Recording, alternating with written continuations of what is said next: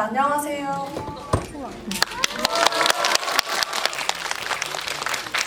경주기행 GV 모더레이터를 맡은 민음사 편집부 김민경입니다. 네, 거두절미하고 오늘 이제 이정은, 공효진, 박소단 배우님과 김미조 감독님 모셔보도록 하겠습니다. 들어와 주시죠.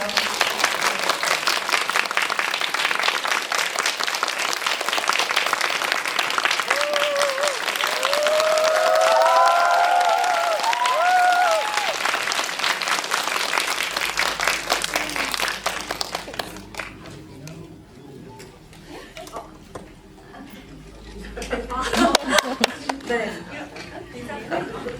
네.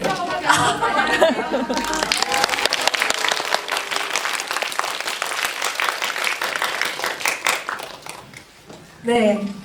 한 분씩 지금 인사를 해주셨지만 오늘 이게 첫 GV인 만큼 한 분씩 이제 소개와 그리고 간단한 근황, 첫 GV 하게 된 소감 한 분씩 돌아가면서 감독님부터 말씀 부탁드리겠습니다.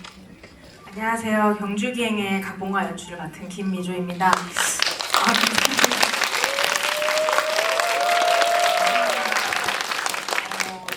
사실 이 영화가 이제 만드는 과정은 굉장히 외롭거든요. 근데 이제 관객분들을 만나는 이 순간만 꿈꾸면서 늘 영화를 만드는 것 같습니다.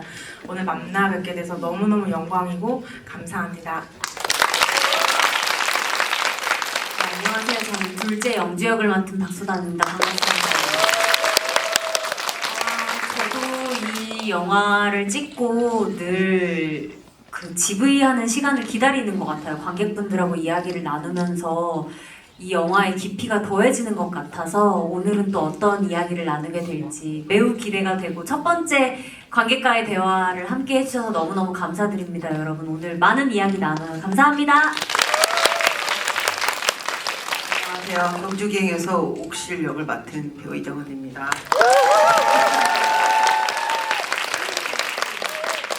저도 이렇게 공식적인 GV 현장에 처음으로 이렇게 관객분들과 마주하게 돼서 너무 반갑고 지금 라운딩 인터뷰를 좀 하다 왔거든요.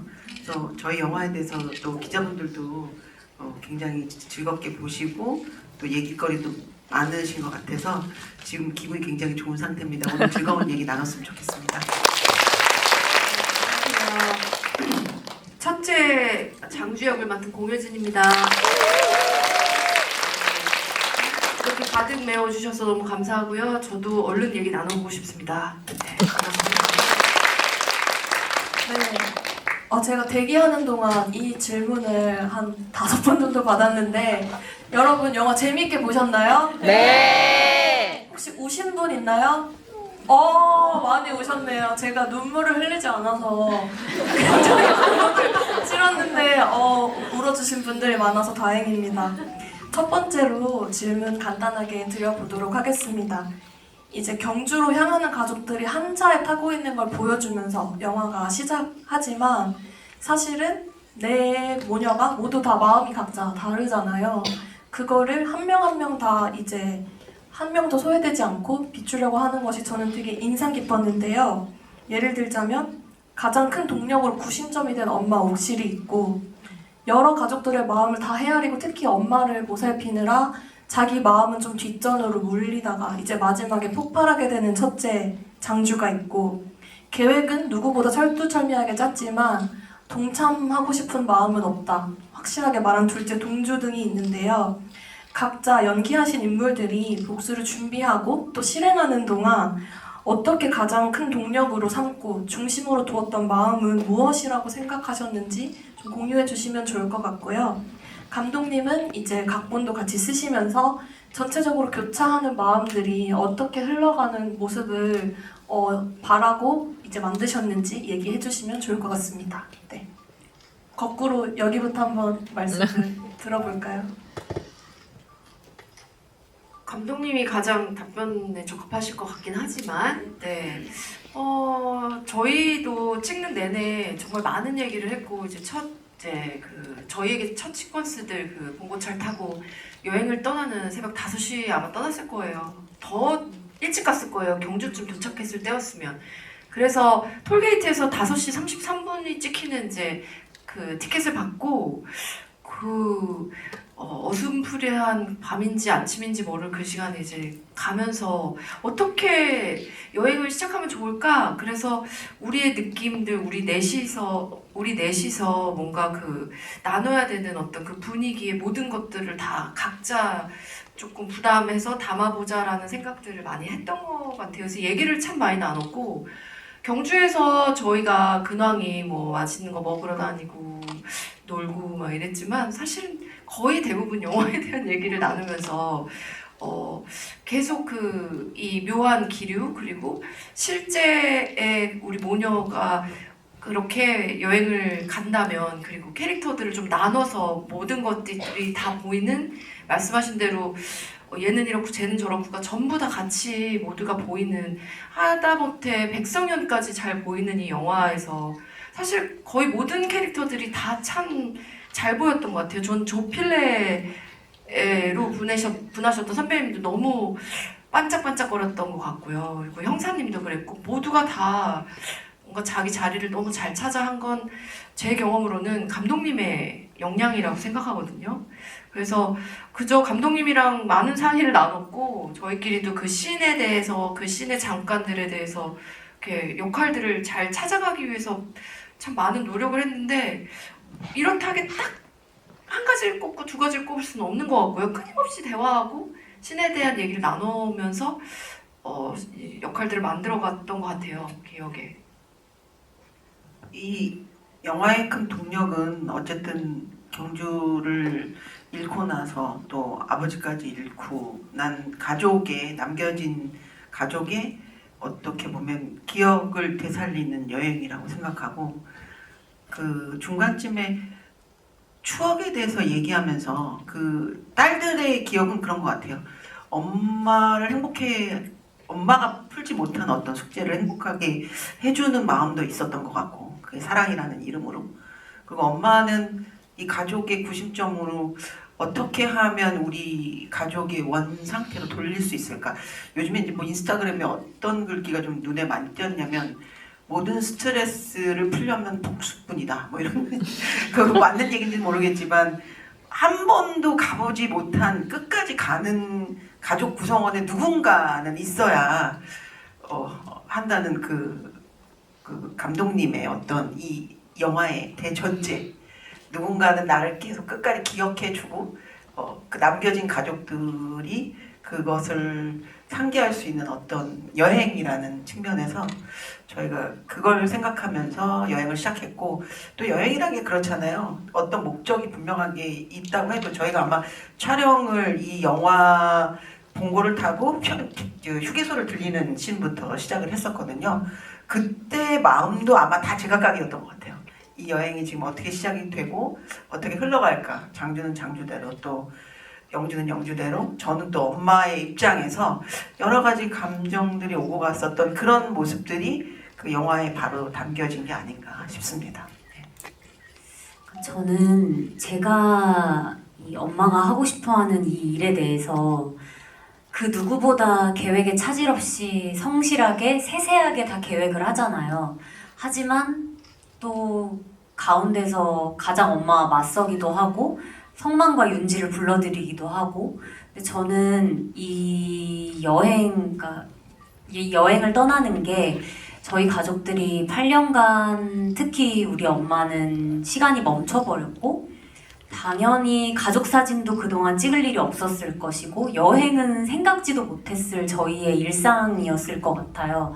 그래서 저는 우리가 사진은 평생 남잖아요. 그래서 영주는 아마 이 순간도 잘 기록을 하고 싶었을 것 같아요. 이게 우리가 하고자 하는 일이 마무리가 어떻게 되든 이 과정을 잘 기록하는 게 또 저의 임무였던 것 같고, 어떻게든 우리 가족이 함께하는 이 아빠가 산 이 봉고차 안에서 우리가 이렇게 여행인 것처럼 떠나는 이 여행, 이 여정이 잘 기록되기를, 그리고 이게 혹시나 문제가 생기더라도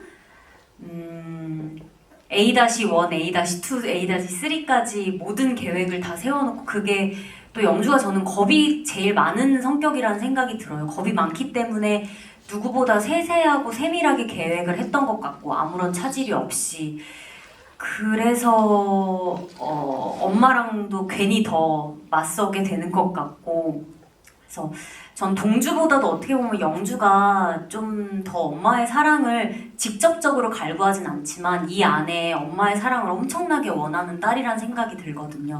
그래서 진짜 행복한 여행이 될 순 없지만 그래서 가족 사진을 찍을 때 보면 저는 진짜 웃거든요. 왜냐하면 이 사진은 영원히 기록될 것이기 때문에 저에게는 그런 마음으로 이 여정을 준비했던 것 같아요. 저는 이제 제가 언니들이 많은데 그 언니들을 보면서 제가 느꼈던 게 언니들과 엄마의 관계에서 참 엄마가 자식 수만큼 다양한 얼굴을 가지고 있구나. 내 엄마는 안 그러는데 언니 엄마는 그래? 막 이런 대화를 또 나누곤 했었거든요. 그래서 저는 경주갱을 만들 때 좀 그 감정이 핵심이었던 것 같습니다. 그래서 엄마가 첫째 딸, 둘째 딸, 셋째 딸을 대하는 모습들이 다 다르고 굉장히 얼굴이 다양하구나 이런 것들을 좀 표현하고 싶었고요. 근데 그럼에도 불구하고 가장 밑바닥 기저에 있는 딸들의 감정은 엄마한테 사랑받고 싶다라는 그 감정이 그냥 깔려있는 게 핵심이라고 생각했습니다. 그래서 그런 것들을 좀 캐릭터 하나하나에 심으면서 차별성을 좀 두고자 했습니다.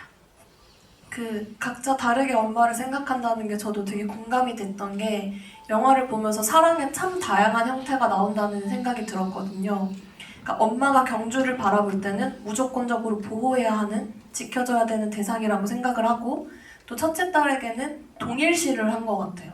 너는 나를 이해해줘야지. 너는 나랑 제일 비슷하니까. 그리고 둘째 딸 영주에게는 너는 가장 어려운 딸이었다라고 편지에 쓰여 있잖아요. 그런 것들이 좀 저도 되게 공감을 하면서 봤고 가족 안에서도 서로 사랑을 다르게 하니까 그리고 셋째 같은 경우에는 경주를 사랑하는 방식이 질투였다고 생각을 하는데 저는 솔직히 그 질투라는 게 가장 공감이 되더라고요.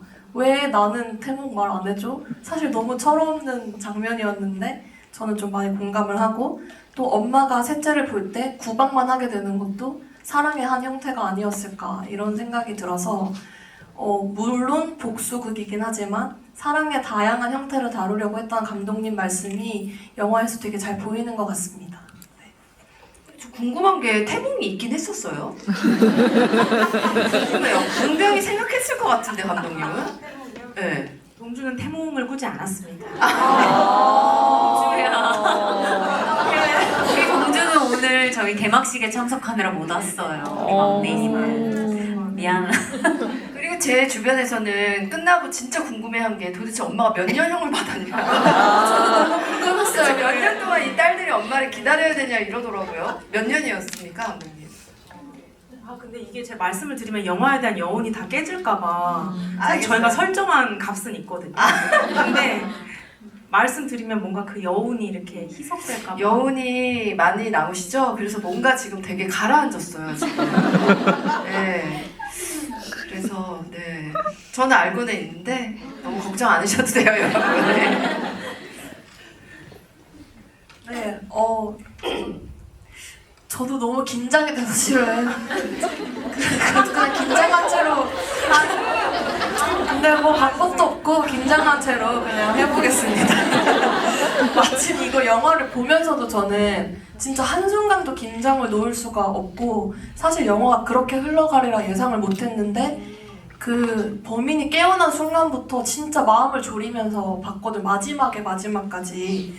근데 그런 활극이고 사실은 여행을 위장해서 복수를 온 가족이 한 사람을 죽이려고 한다는 이 상황이 사실 되게 이례적이고 비일상적이잖아요. 하지만 같이 하는 구성원들이 가족이기 때문에 일상 속에서의 대화, 일상에서 이들은 이랬겠구나 하는 게 툭툭 보이는 장면들이 있는데 저는 그게 되게 좋았어요. 그래서 지금은 되게 비장하고 되게 좀 극적인 어떤 상황이지만 경주를 잃고 난 8년 동안도 그랬을 것이고 근데 이제 일상 속에서는 각자 맡으신 역할이 어떤 사람이었을지 사회에서 가족이 아닌 다른 사람이 봤을 때는 어떤 사람일까 하는 게 궁금해지더라고요. 혹시 그런 거에 대해서 조금 힌트나 아니면 생각하신 바가 있다면 얘기해 주시면 좋겠습니다. 와, 저는 밖에서 어떤 사람이었을지 상상 안 해봤어요. 그냥 그저 영화에서 또 어제 이제 저는 어제 라운드 인터뷰를 해서 이제 리뷰들을 많이 기자님들한테 받았는데 그 성만과 이제 윤지 제 딸과 남편이 나온 씬 그 한 몇 씬 안 되는 이제 같이 저희가 막 주고받는 씬이 있는데 그것만 봐도 저희 사이가 어떨지 보인다. 그래서 그렇다면 너무 다행이다 얘기했는데 아마도 저는 엄마 앞에서는 엄마를 두려워하고 눈치도 많이 보고 좀 그런 딸이지만 집에 가면 제가 아마 호랑이였을 거다. 엄마를 닮았다 결국. 그래서 남편이 자기도 가담하겠다 이러는데 미쳤냐고 하면서 막 배를 때리고 그 사실은 뒤돌아가는 남편을 뒤로 옆구리도 때리고 막 그랬잖아요. 그쵸? 말도 안 되는 소리 하지 마 집에 가라 이러면서 그래서 뭔가 그리고 또 윤지 머리를 진짜 그 머리 한 톨이 안 나오게 쫙 묶어주는 어떤 그것도 있었는데 이제 네 근데 이제 그 부분도 제가 감독님이랑 얘기할 때는 이 어떤 이런 내 자매 안에서 첫째로 그리고 어떻게 보면 이런 일을 겪고 8년간 저는 결혼 전이었을 거고 그리고 아마 그 중간에 엄마가 이 일을 우리가 8년을 겪어가면서 제가 아기를 낳았을 거고 아기가 이제 뭐 한 5살, 6살 정도였죠. 그래서 저한테는 그 8년의 시간이 사실 머무르지 않고 정말 많은 변화가 있던 시간이었을 거고 생각이 좀 바뀌지 않았을까. 계속 아기가 커가면서 엄마는 딸과 남편 둘을 잃었지만 제가 잃을 수도 있는 그 둘이 저에게는 전부잖아요. 그래서 생각이 많이 바뀌었을 것이다. 그리고 아마 저는 그저 밖에서는 그러니까 저희 엄마는 지금 현재 그 영화 속에서는 살짝 정상인가 싶은 모습이었다고 저는 생각해요. 근데 그 동네 사람들한테 물었을 때 너무 좋은 화목한 가족이었는데 정신줄 놔버렸다 이런 얘기를 하잖아요. 그 아주머니가. 근데 그만큼 저희도 그리운 엄마를 이제 못 만난 지가 8년인 거죠. 엄마는 변했고 그래서 그냥 집에서 그러니까 엄마가 아닌 이제 제 가족과 있을 땐 좀 많이 다른 모습이 아니었을까. 리더십 강하고 첫째로서 엄마의 그 어떤 호랑이 근성을 좀 닮은 타이거맘 아니었을까 하는 생각이 들었어요. 네. 저는 영화 종반에 나오는 과거 얘기에 집에서 가내수공업을 하는 그 여성 재봉사의 집안에서는 재봉틀을 가지고 있는 사람이 최고입니다. 그런 어떤 경제적인 활동을 하는 여성이 아세요? 중요해요. 네, 중요해요. 제 딸이 맞습니다. 진짜 그러네요. 지금 방금 영화 같았어요. 네, 저는 딴 데 이렇게 정신이 팔려가지고 그래서 아빠가 오히려 딸들한테 되게 다정하고 수학여행지를 좋은 데 가라 이렇게 하고 엄마는 그 시간에 재봉틀과 방송 TV 소리 좀 듣게 너희들 좀 조용히 좀 해라 이렇게 할 수 있는 그런 집안 환경 속에 있다가 저희 조모님이 그 트라우마라는 게 어떤 식으로 나타나냐면 제가 이제 옆에서 본 일인데요. 이게 이제 제 역할을 푸는데도 좀 도움이 됐는데 밖에서 자식이나 남편이 객사를 하면 외부 활동을 끊어버리시더라고요. 왜냐면 그것 때문에 일이 발생한 거라고 생각해서 저희가 이제 약간 장주가 말한 것처럼 살짝 엄마가 맛이 가 있는 거 아니냐라는 것이 가족의 구성원이 제 눈에 안 띄면 굉장히 극도로 불안해 하는 것이 이 옥실의 굉장히 중요한 부분이다.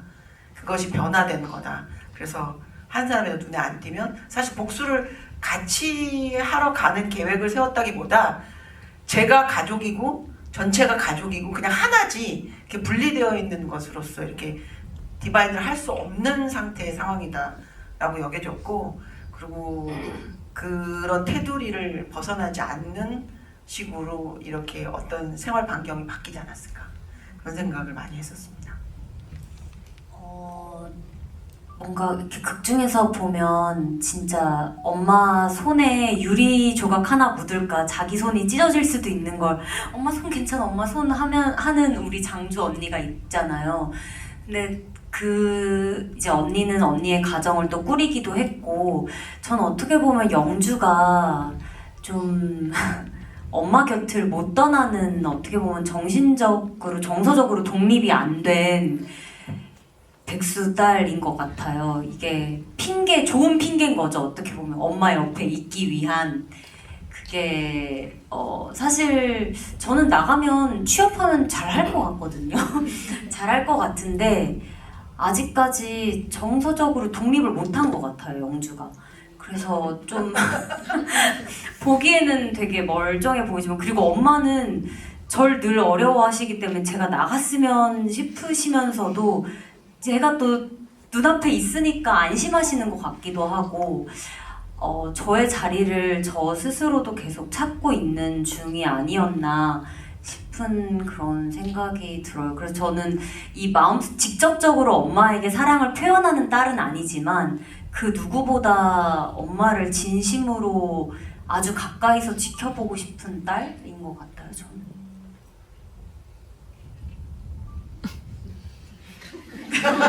감독님은 혹시 어떤 얘기 해주실 수 있는지? 근데 이게 사실은 제가 이제 동주를 오늘 동주를 대신해서 제가 빙의해서 이야기해보잖아요. 이제 엄마가 내 태몽도 안 꺼주고 얘기도 안 하고 맨날 차별하고 그렇긴 한데 그러니까 동주는 우리가 그런 것 같아요. 이제 우리가 계속 하는 이야기지만 사랑을 표현하는 방식이 꼭 날 사랑해줘라고 말하는 사람이 있고 이렇게 내면에서 난 아닌데 난 괜찮아 이렇게 영주 같은 사람이 있고 되게 다르잖아요. 그래서 전 동주는 그래도 그걸 되게 직접적으로 표현하고 계속 사랑을 갈구하고 뭔가 그걸 원하지만 엄마가 그걸 해주지 않고, 그래서 동주가 이제 그런 것들을 뭐 욕을 한다던가 더 튀는 행동을 한다던가, 그러니까 그런 걸로 동주는 가족 내에서 존재감을 뽐내고 싶었을 것 같다는 생각을 했었습니다. 그래서 사실 영화에 등장하는 모든 캐릭터들이 제가 좀 영화 안에서 극적으로 극대화시키긴 했지만 너무나 주변에서 쉽게 찾아볼 수 있는 것 같아요. 사실 저는 가족 구성원 중에서 장주가 가장 독립을 못했다고 생각하거든요. 이게 되게 아이러니한데 결혼을 했고 아이를 낳았고 남편이 있음에도 엄마의 그늘에 되게 가려져서 정서적, 그러니까 경제적으로는 독립을 했을지 몰라도 정서적으로는 아이의 독립조차 하지 못한, 근데 그런 사람들이 장녀 중에 좀 많은 것 같다는 생각을 하거든요. 그래서 저는 보셨어요? 그 눈썹 타투도 엄마 따라가서 목욕탕에서 한 사람이에요. 푸르스름한 타투 혹시 보셨나요? 근데 안타깝게도 엄마가 머리가 가려져서 저하고 동일시가 안 돼가지고 너무 아까워요. 그 설정이. 그 장면을 제가 추가해서 넣었어야 되네. 근데 앞머리가 엄마가 계속 우리 도박머리 하고 계셔가지고. 그 선배님이 되게 눈썹도 막 하시고 백탁 선크림도 하셨잖아요. 일부러 이제 백주 언니의 디테일이 있었거든요. 그 그게 백탁. 정확히 맞아 16신부터 사라지는 설정까지 해놨는데 출발할 때 엄청 막 바르잖아요. 안 타고 싶다고 막 깔끔 떠면서 막 계속 먼지 타고 막 이러는데 그게 다 쌓여서 또 장주의 캐릭터를 또 이해하시겠죠. 제 불찰입니다. 아니에요. 다 목욕탕 씬을 넣었어야 했어요. 목욕 눈썹 문신을 하는 씬을 있었어요. 저 눈썹 문신을 캡치를 못했어요. 더 잘 보일 수 있어요. 잘 보시면 되게 푸르스름하고 제 얼굴이 뭐가 좀 이상한데 보이는 게 있는데 그게 진짜 그 눈썹 때문이었어요. 네. 그거를 대사에 한 번 더 웃겼어야 되는데. 그렇죠. 예. 봉구차 앞에서 엄마 때문에 내가 눈썹도 이렇게 망치고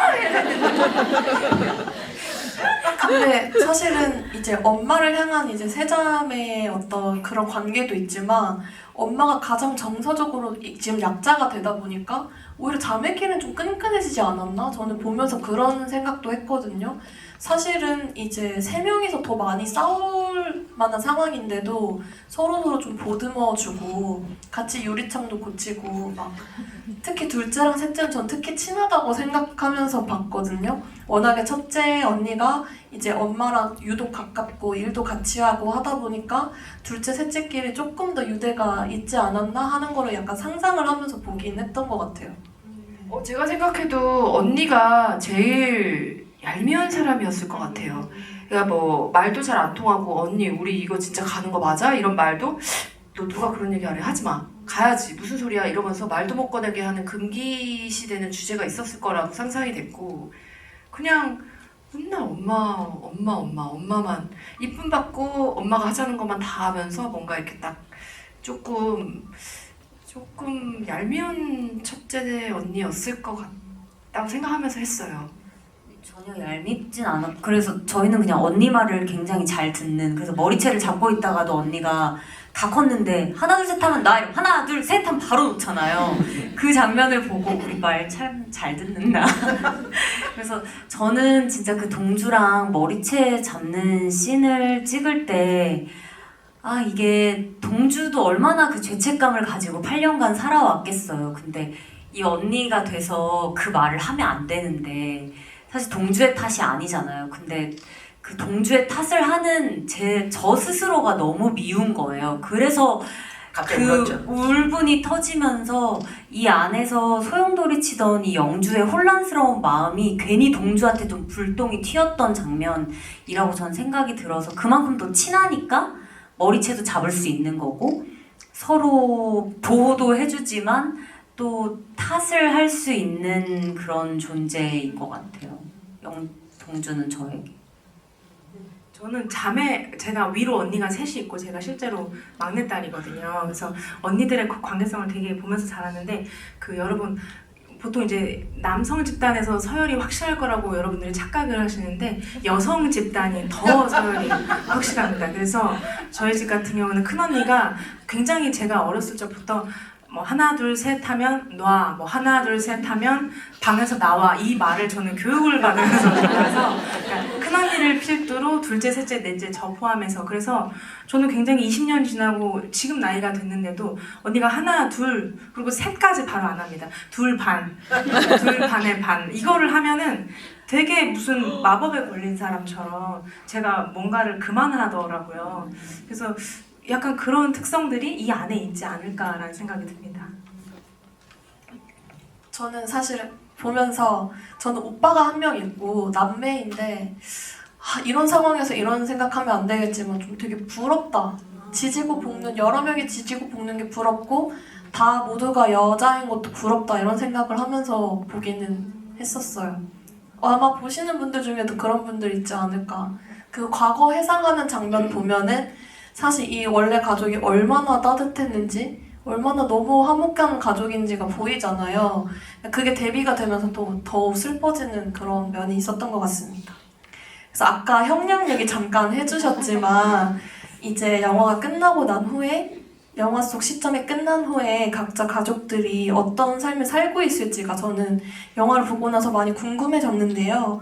혹시 그 후를 상상해 본 적이 있으시다면 공유해 주시면 좋을 것 같고 제가 생각하기에 감독님도 뭔가 그런 게 있었을 것 같은데 이후에 이제 캐릭터들의 미래라고 해야 될까요?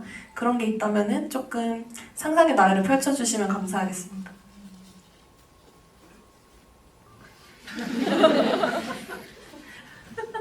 전 그저 빵에 있을 때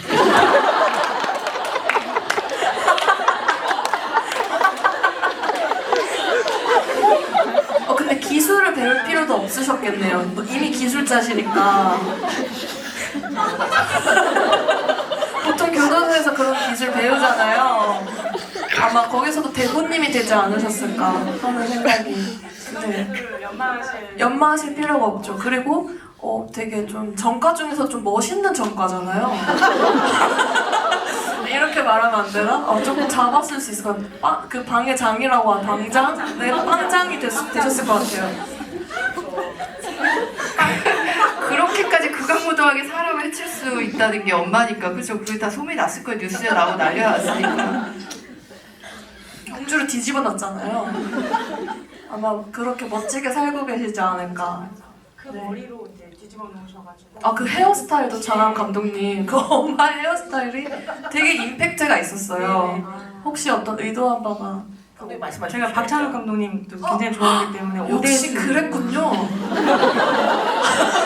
이게 정답일지 몰랐는데. 근데 진짜 사실은 제가 이제 유가족 분들 이미지 서치를 되게 많이 했었는데 공통점이 다 하나같이 헤어가 많이 손상돼 있으셨어요. 하나같이. 예, 하얗게 센 머리에 되게 늘어지고 끊어진 머리에 막 관리가 안 돼 있는. 그래서 그런 것들을 좀 많이 참고해서 이렇게 해주십사 했는데 이제 하고 보니까 이제 죄송스럽지만 오대수 선생님이 되셔가지고 제가 사실은 되게 고민했습니다. 이게 너무 희화화하는 건 아니, 저는 되게 진심을 가지고 했는데 아니 저도 분장차에서 깜짝 놀랐어요. 엄마 옆에 있는데 이거 맞아요? 그래서 뭐 이거 지금 올드보이 맞나? 막 그랬는데 사실 그래서 포스터 나와서 자꾸 선배님 보고 이상순 인 줄 막 이러셔서 되게 스트레스를 제가 크게 받았었어요. 저는 사실 되게 기뻤어요. 왜냐면 무엇 하나라도 홍보할 수 있는 게 몸 바쳐서. 그리고 제가 이상순 씨를 직접 봤잖아요. 만나뵀잖아요. 너무 좋아해 주시더라고요. 동질감을 느끼고. 그리고 실제로 제주도에서 생활할 때 포기했었다. 외모에 대해서. 비슷한 마음을. 헤드라인으로 나와요. 제주도 할 때 나는 외모를 포기했었다. 그러면 안 돼요. 감독 이상순 닮았다는 말에 스트레스 극심하게 받아. 그러면 안 되니까. 저는 이상순 선배님 좋아하고 애정하지만, 그러니까 선배님이 너무 현장에서 완전 희화화되고. 올드보이였죠. 그쵸? 네. 그리고 또 그 머리가 그 저기 뭐야 성이 날 때마다 더 올라가요. 비가 오기 전에 자꾸 올라가서 더 화난 사람처럼 보이고. 그랬죠. 네, 머리의 질문은 조금 샜는데 이제 가족들의 이후의 삶에 대해서 조금 얘기 저는 중이었는데요. 솔직히 말해서 별로 상상 안 해봤던 것 같아요. 왜냐면 저도 이 이야기의 충분함을 느꼈어요. 그냥 그래서 이 뒤는 진짜 보신 분들의 상상 속에서 이들이 행복했으면 또는 뭐 죗값을 치렀으면 여러 가지가 있지 않았을까. 그리고 원래 자매들이든 절친이든 여행만 가면 사실 싸우고 계속 그 예민한 상태니까 뭐 하나 막 건드려지고 그런 거라 그렇지 사실 저희는 똘똘 뭉쳐 동생을 잃었기 때문에 굉장히 잘 지내는 자매였을 거라고 생각하고 그 이후에는 더 잘 지내지 않았을까 생각도 들고 근데 저한테도 여운이 너무 많은 영화라서 대본을 보고 또 촬영을 하면서 물론 그 히스토리는 많이 상상해봤지만 이 이후에 대한 거는 사실 여기까지 딱 무언가를 마음에 담기로 한 왜 그런 거 있잖아요. 여기서 딱 이 사람들의 어떤 것을 딱 그냥 간직하고 싶은 것 그런 게 있었던 것 같아요. 일단 엄마는 뭐 오래 살진 않았으니까 빵에서 오래 사시진 않았다는 거 너무 걱정하지 마시길. 전 되게 걱정됐거든요. 이들이 이제 엄마가 결국 복수했지만 결국 우리는 다 사회에 속해 있기 때문에 어땠을까. 네. 그래서 저도 언니처럼 그 이후의 삶을 생각을 진짜 많이 안 해봤었거든요. 근데 오늘 인터뷰를 하면서 그 질문을 받으면서 생각을 해봤어요. 근데 영주는 돈을 벌었을 것 같아요. 뭔가 취업을 해서 엄마의 그 빈자리를 빵에 계신 어머니의 빈자리를 제가 어떻게든 이 금전적으로 먹여 살리고자 좀 노력을 많이 했을 것 같은 현실적으로 저는 무슨 일이든 했을 것 같은 영주인 것 같아요. 네. 근데 사실 솔직히 말씀드리자면 그 휴게소에서 그 코인 돌리는 장면 있잖아요. 그게 사실 상장 폐기 직전에 이제 해놓긴 했었습니다. 그러니까 근데 잘 해결됐을 겁니다.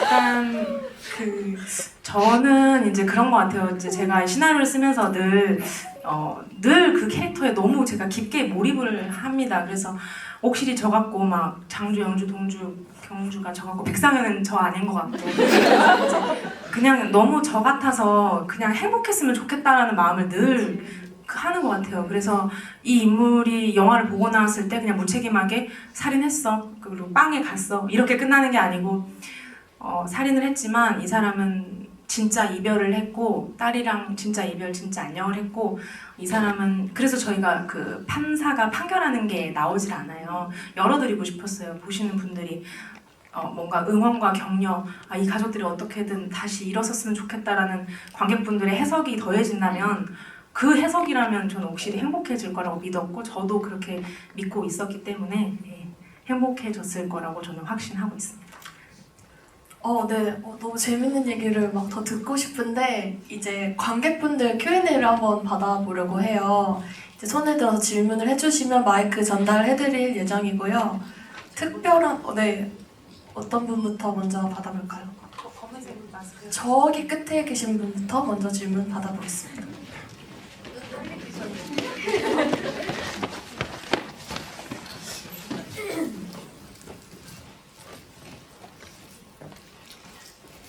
네, 저는 감독님께 질문이 있는데요.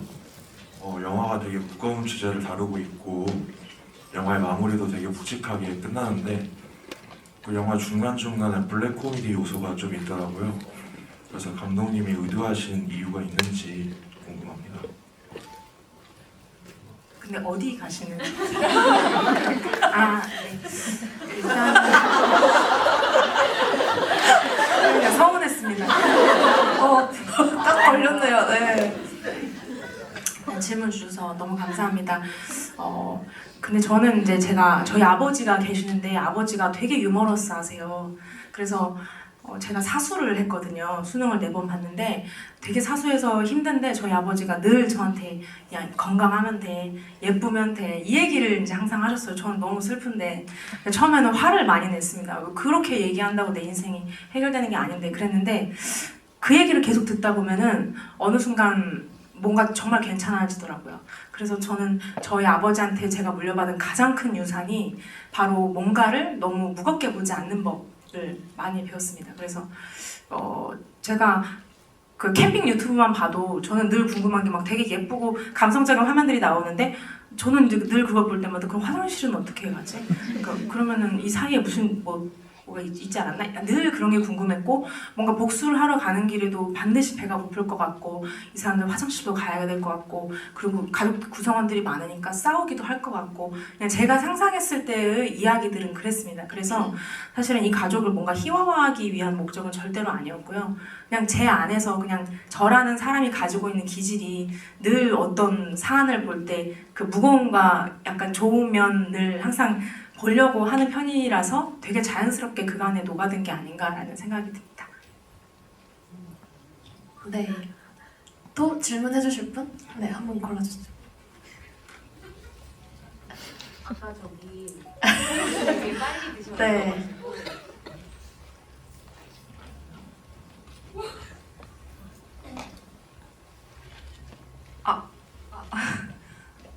안녕하세요.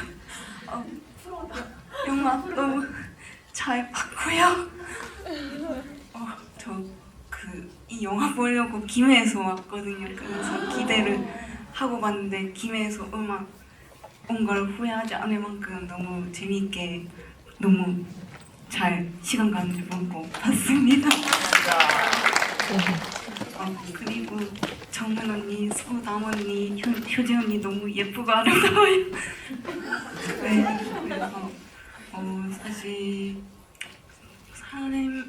여기서 연쇄 살인마가 등장하고 가족들이 서로 대립하기는 하지만 사실 저는 살인마가 중요하다고 생각되지가 않았거든요. 살인마는 이제 매개체일 뿐 이제 그 가족들이 경주해가면서 이제 보통 약간 좀 여행 아닌 제목에 나왔듯이 기행이 되듯이 이제 함께 일대기를 겪게 되는데 거기서 나오는 가족 간의 유대감을 이제 확인하고 이제 상실이 됐을 때 어떻게 풀어나가는지에 대한 인간에 대한 약간 소박한 이야기라고 생각했어요. 그래서 혹시 배우분들은 이 영화에 대한 정보 시나리오를 처음 접했을 때 어떤 점에서 매력을 느끼고 이제 출연해야겠다고 결심했는지 궁금합니다. 감사합니다.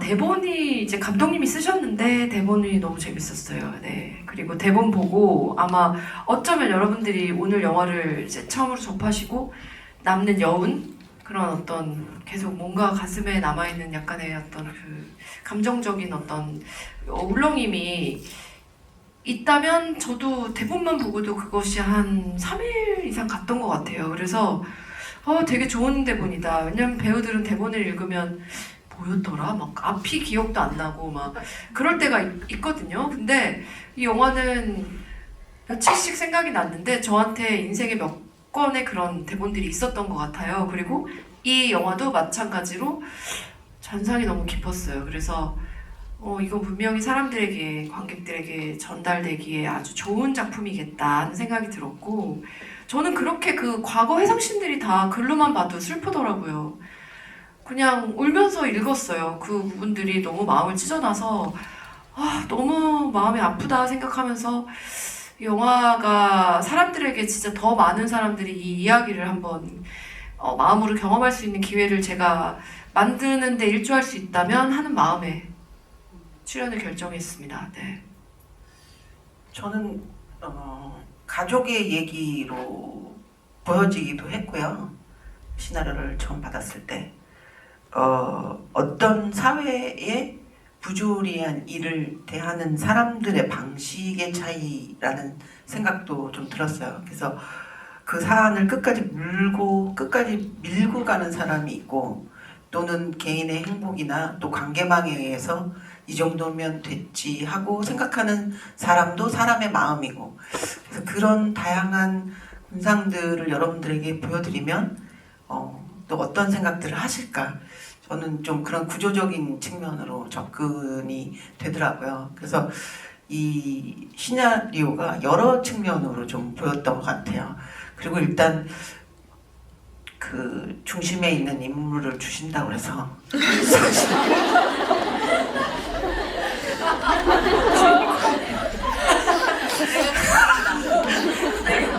근데 그 시나리오에 그 딸들이 들어와서 영화가 시작되면서부터는 그런 생각을 할 수 없을 정도로 이 글들이 인물로 살아나니까 이게 굉장히 큰 파워를 갖게 되더라고요. 제가 글로 읽었던 것보다. 그래서 나는 그래서 못 보던 것들을 많은 배우들이 다 만들어냈구나. 아마 감독님도 그런 생각 하실 것 같아요. 네, 그렇게 됐었습니다. 그 주인공이라서 했다. 결론은 내가 주인공이다. 실제로 가장 먼저 캐스팅이 맞아요, 되셔서 맞아요. 중심을 딱 잡아주셨죠. 네. 그냥 기다린 것뿐인데. 네. 저도 영주 역할로 제안을 받고 시나리오를 받긴 했지만, 이 시나리오는 그냥 한 장 한 장 넘기면서 이 가족들의 전체적인 이 그림이 더 많이 떠올랐던 것 같아요. 아무래도 처음 대본을 읽을 땐 저의 역할이 조금 더 집중을 자꾸만 저도 하게 되는데, 이 시나리오는 그러지 않고 이 다음 장을 넘기기 전에 숨을 가다듬는 그런 페이지도 있었고, 제가 울다가 멈춰서 당장 못 넘긴 페이지도 있었고, 그래서 이 각각의 캐릭터들끼리 어떻게 이렇게 감독님께서 세세하게 쓰셨지, 그때는 감독님이 내 자매인지 몰랐으니까 어떻게 이렇게 둘째와 첫째의 관계를 이렇게 재밌게 쓰셨지 했는데, 역시 감독님의 다 경험이 녹아들어 있었던 대본이어서 그랬던 것 같고, 그래서 저도 이 가족들이 어떠한 여정을 가든 진짜 계속해서 그 다음 장이 관객으로서 저도 궁금했던 것 같아요. 그래서 내가 궁금하다면 아마 이게 영상화 된다면, 이렇게 글로 써도 너무 재밌는데 이게 영상화 된다면, 그리고 엄마가 이정은이라면 와, 이거 된다, 이거 진짜 재밌겠다 싶어서 진짜 시나리오가 너무 재밌어서 저는 선택을 했었어요. 그래서 엄마도 저에게 소담아, 나 때문에 하면 안 된다라고 전화가 오셨지만, 저 엄마 때문에 하는, 그때는 언니였죠. 언니 때문에 하는 거 아니고 저 시나리오가 너무 재밌어서 하는 거다라고 확실히 이야기할 수 있었던 그런 글을 써주신 감독님께 진짜 너무너무 감사해요. 사실 요한 씨도 그런 거 아니었어요? 요한 씨. 오랫동안 감독님이 적어두었던 어떤 희망의 이름들을 다 하나씩 채워나가서 되게 뿌듯하셨다고. 네. 뿌듯한 정도가 아니고 사실은 진짜 대한민국에서 이분들을 이렇게 한 자리에 모시는 거는 청룡영화상 아니면 없잖아요. 근데 이제 저는 그 기쁨을 이제 영화를 촬영하는 내내 제가 함께 했기 때문에 진짜 기뻤고, 그리고 영화 보시면 아시겠지만 너무 그러니까 그 백상현 우리 요한 선배님까지 너무너무 그 역할을 잘 해주셨어요. 정말 찰떡의 캐릭터로. 그래서 제가 시상식을 열 수 있다면 이 5분에게 정말 공동 대상을 수여하고 싶을 정도로 너무너무 멋진 연기를 펼쳐주셔서 저는 무한 감사합니다. 네, 또 다른 질문 있으시면 네. 근데 제가 서가지고 못 붙자 할 수가 없네요. 네. 네, 안녕하세요. 저 오늘 이 영화를 3번째 봤거든요. 네, 3번째 봤는데 제일 첫 번째 봤을 때는 그냥 스토리가 그냥 스펙타클하다 보니까 감정을 집중해서 보질 못했거든요. 어저께 엄청 많이 울었어요. 그리고 오늘 또 그 눈물샘을 자극한 화장 지워질까봐 찍어가면서 했고요. 근데 이제 감독님이 욕심이 너무 많으신 것 같아요. 1회차, 2회차, 3회차 볼 때는 안 보이던 게 계속 보이면서 너무 자세하게 들어가 있어요. 블랙 코미디 요소 있고요. 사회 부조리를 대사 안에 계속 녹여내시고 초상권 뭐 이런 그런 대사도 그게 다 계속 까시는 거잖아요. 그런 부분도 넣으시고 또 재밌게 해주시고, 그리고 또 그 사이코패스 살인마 역할을 또 너무나 잘 변요한 씨가 해주시고, 그래서 하나가 빠지는 부분이 없는 여자 붐테일 느낌을 받았어요. 다른 분들도 아마 오늘 처음 보신 분은 그런 느낌을 못 받으실 텐데 1회차, 2회차, 한 3회차 정도 되면 굉장히 이 완벽한 영화라는 걸 느끼실 거예요. 그리고 제일 감동받은 부분은 딸과 이별해가는 과정이 있어요. 2회차 때는 젖은 머리거든요. 그리고 마지막에 완벽하게 그 헤어질 때는 마른 머리에 제대로 이별을 하더라고요. 그걸 좀 못 봤는데 마지막에 제대로 이별을 하고 하는 장면에 너무너무 감동을 받고 그 씬 정말 감동적이었어요. 그래서 제가 오늘 여쭤보고 싶은 거는 각자 분들이 감동적으로 여겼던 씬이 있다면 어떤 씬인지 여쭤보고 싶었어요. 너무 이 영화 만들어주셔서 너무 감사하고요. 제가 촉이 있는데 올해 영화제에서 여러분들 많이 뵐 수 있을 것 같아요. 몇 만이 들까요?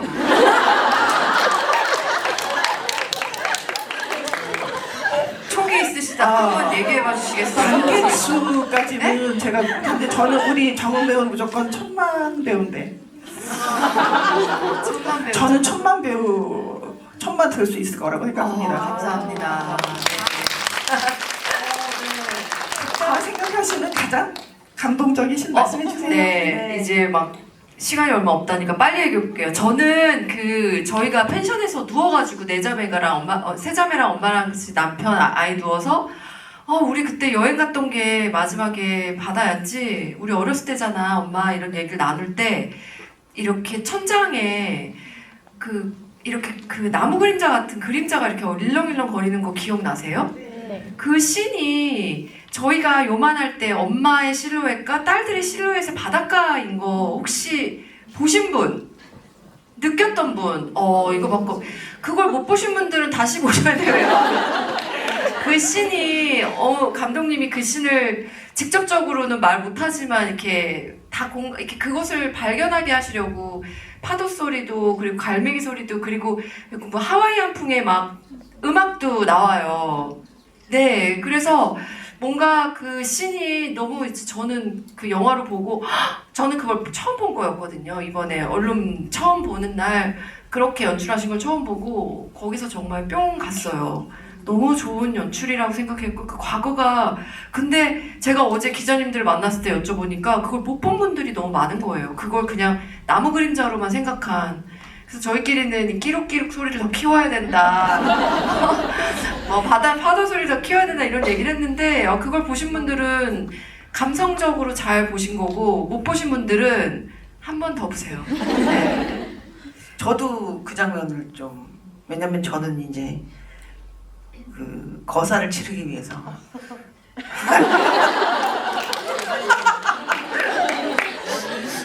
나 오빠는 오래 있었나?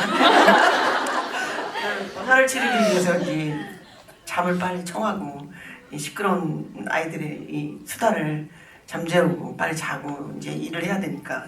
근데 그 저 멀리서 들려오는 아이들의 제잘거림, 그때가 우리가 정말 여행을 가려고 했는지 아니면 그냥 우연히 가게 됐는지 그때 기억이 참 우리 가족은 제대로 된 여행도 제대로 못 해봤지만 그런 일상에서의 소소한 것들이 되게 행복했었어. 그리고 그 얘기가 다 끝난 다음에 진짜 보고 싶다, 이 부재한 가족에 대해서 걔 보고 싶다 그러죠.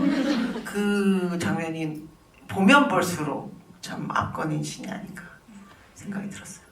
저는 장주 언니가 엄마에게 자기의 감정을 처음 쏟아내던 그 씬에서 진짜 참아보려고 그랬는데 못 참고 눈물이 너무나 많이 터져버렸거든요.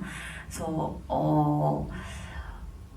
그 씬을 생각하면 지금도 좀 울컥한데, 엄마 나 이제 진짜 좀 행복해지고 싶었는데 언니의 그 표정과 그 언니의 울부짖는 그 얼굴과 목소리가 너무 제 가슴 깊이 확 들어오면서, 사실 딸이 그 정도로 말리면 그래 할 법도 한데 그래 그럼 나 혼자 할게 아니 그래버리는 우리 엄마를 보면서 너무 마음이 아팠어요. 그리고 정말 이 가족들이 전 진짜 행복했으면 좋겠는데, 그리고 우리 엄마가 일상을 살아갈 수 있었으면 좋겠는데, 과연 그 일을 끝낸다고 이게 일상으로 돌아와질 것인가? 그녀는 이미 삶이 지금 멈춰버렸는데 과연 이 옥실이라는 인물에게 행복이란 단어를 어떻게 어디에 갖다 붙여야 될까에 대한, 그녀가 어떻게 하면 행복해질 수 있을까에 대한 그런 생각들이 막 들면서 눈물이 좀 끝까지 멈추질 않았던 씬이라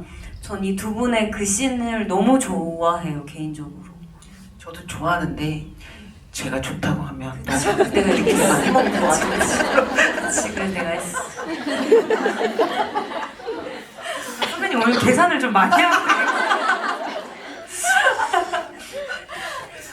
먼저 봉태일이라고 해주셔서 너무 영광입니다. 왜냐면 제가 정말 봉준호 언니를 너무너무 저 빨리 말하겠습니다. 굉장히 좋아해서 제가 고3 때 봉준호 언님이 설국열차를 찍으신다는 소문을 듣고 기사화도 안 됐을 때, 근데 제가 막 제 친구한테 운동장 돌면서 그랬대요. 야 고3인데 야 지금 나 지금 공부할 때가 아니다. 지금 빨리 단역배우 지원해가지고 나 설국열차 혼자 가야 된다고 할 정도로 저 굉장히 좋아했어요. 그래서 제가 사수를 했거든요.